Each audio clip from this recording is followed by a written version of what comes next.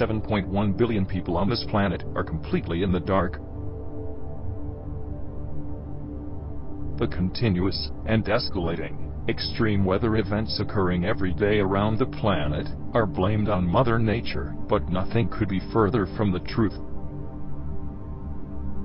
All that is required to understand, explain, and demonstrate how decades of global geoengineering development is directly and deliberately responsible for all of the superstorms, hurricanes, tornadoes, and floods, is the understanding of a few simple concepts.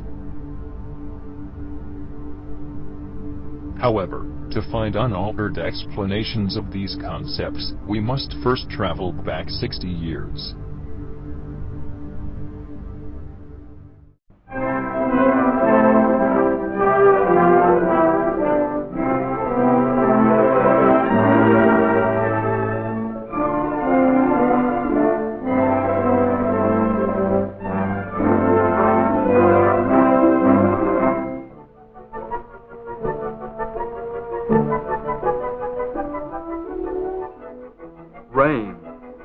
Rain, go away. Come again some other day. Two young fellas want to play. One is Fred. He lives on this farm. The other is Pete. He lives in the city. He's visiting Fred.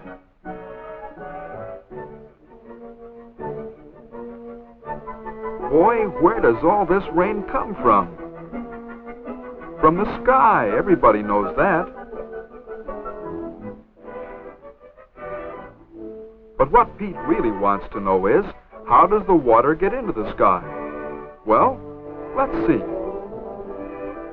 Fred sees one way. As the water dries off the horses, it goes into the air. But there are lots of other ways. When the sun comes out strongly after a shower, we can almost see the water disappearing into the air.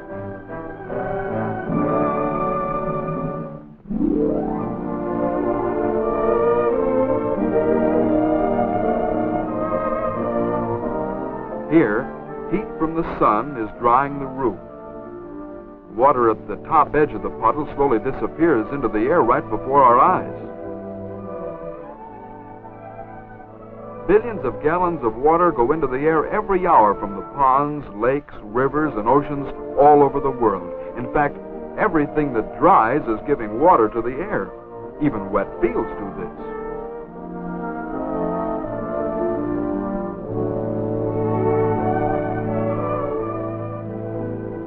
Wet clothes on a line slowly lose water to the air and become dry.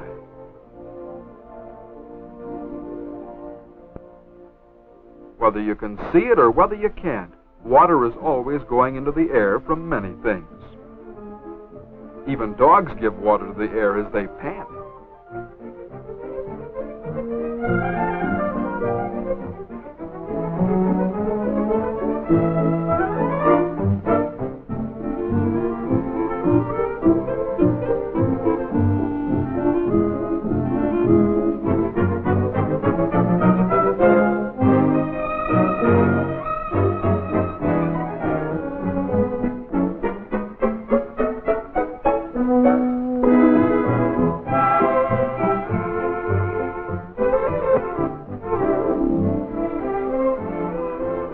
People, as well as animals, have to replace the water their bodies give off to the air.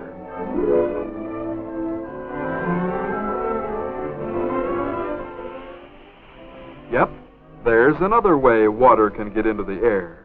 The water on the doghouse roof dried pretty fast in the warm sun.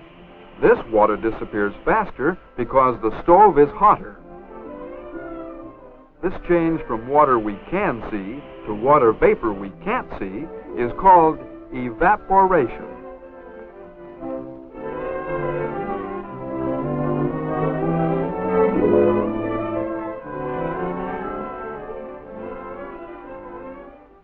No, that's not evaporation.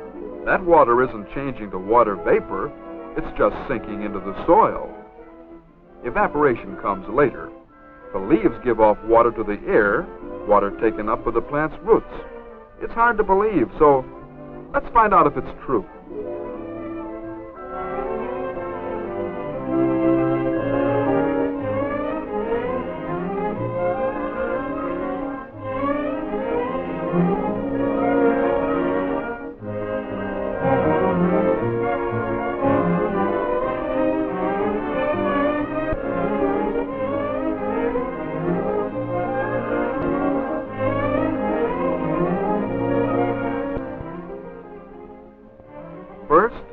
cardboard disc to cover the wet soil.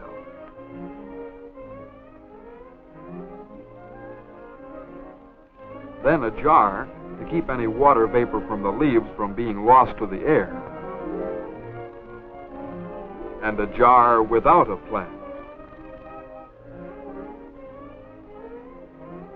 And last, time until tomorrow morning.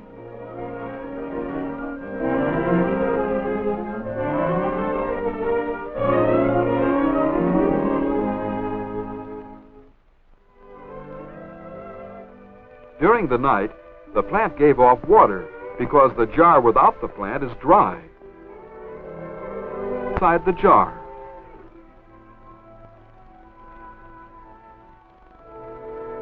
Droplets, just like the droplets that form when the moisture from Fred's warm breath hits the window glass.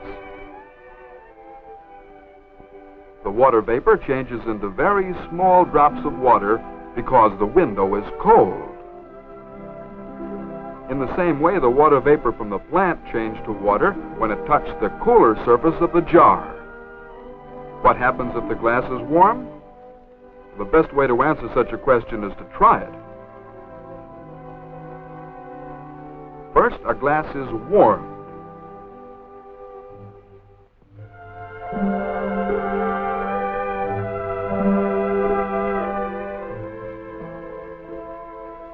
Then another glass is chilled.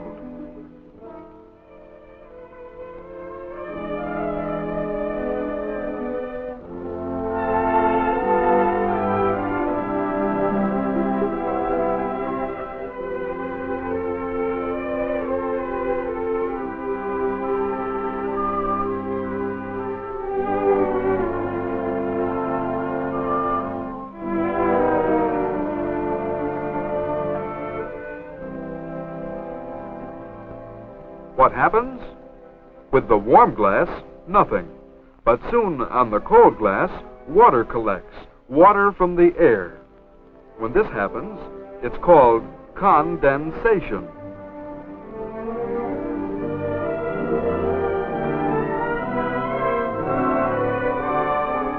Condensation causes dew on the grass. During the night, when the earth and grass is cooler than the air, condensation takes place, and the water vapor forms little drops of water. The cloud from the spout of the tea kettle is condensation of the water vapor from the tea kettle hitting the colder air. The water vapor in the warm air of the room forms a cloud as it hits the very cold air from the refrigerator.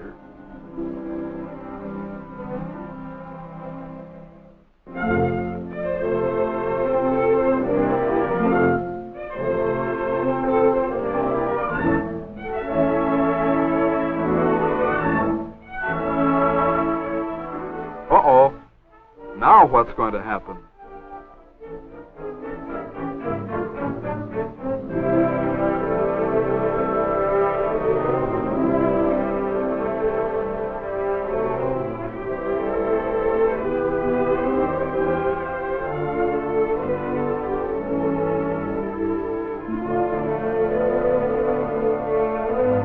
Condensation.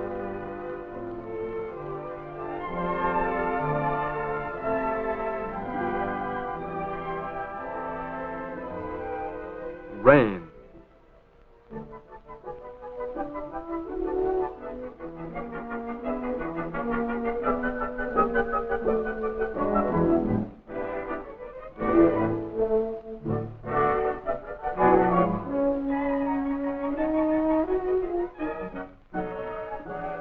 The hot water in the kettle gives off water vapor to the air by rapid evaporation, just as rivers, lakes, and ponds give off water vapor to the air by slow evaporation.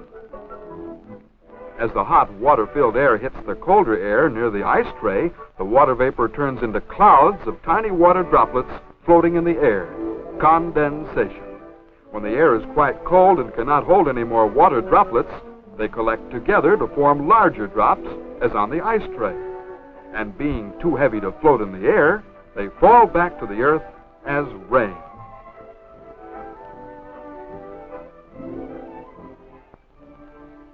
Without water in the air, we couldn't live. Our fields would be dry and nothing would grow.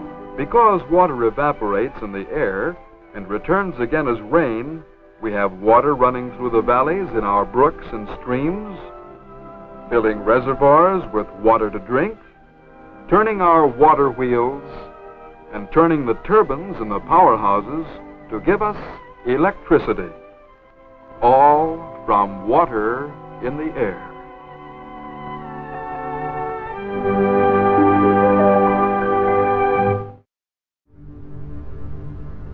The fundamentals of global geoengineering are no different than this child's experiment.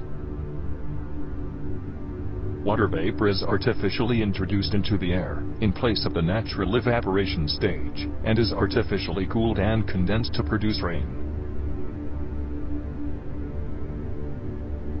You need a great many tea kettles to produce the massive amounts of water vapor required to fuel these global storm systems, and this planet is deliberately covered with them.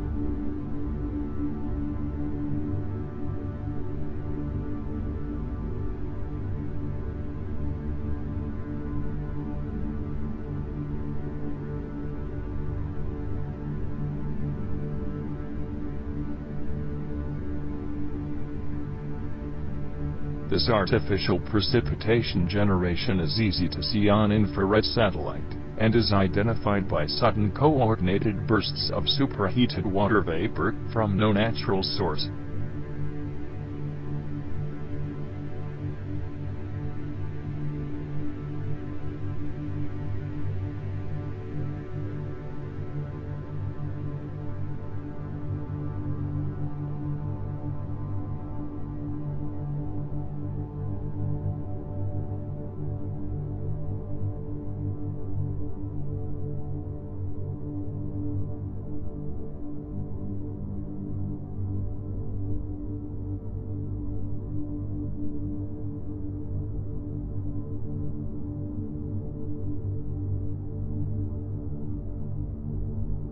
Ironically, the same primary source of CO2 emissions on this planet is the same source of artificial precipitation.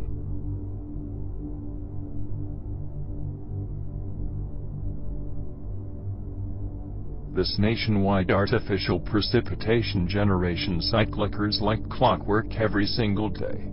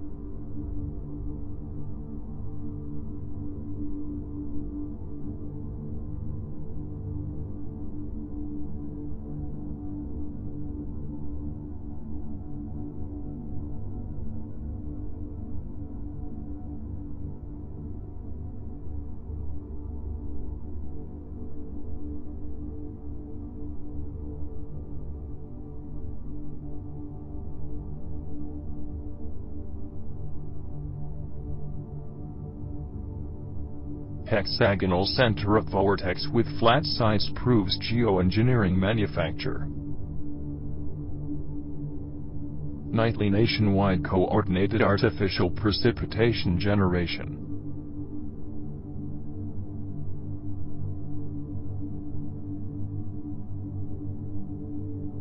Notice the total absence of natural precipitation before the nightly generation cycle.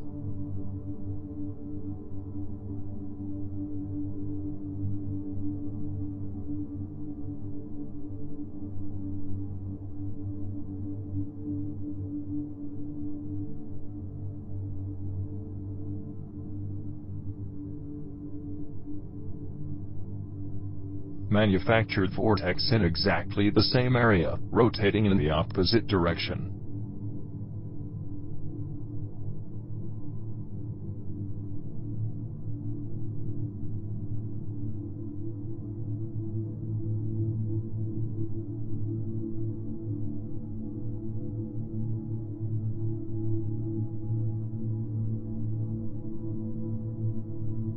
Twin vortices, rotating in opposite directions, drive artificial precipitation to the southeast.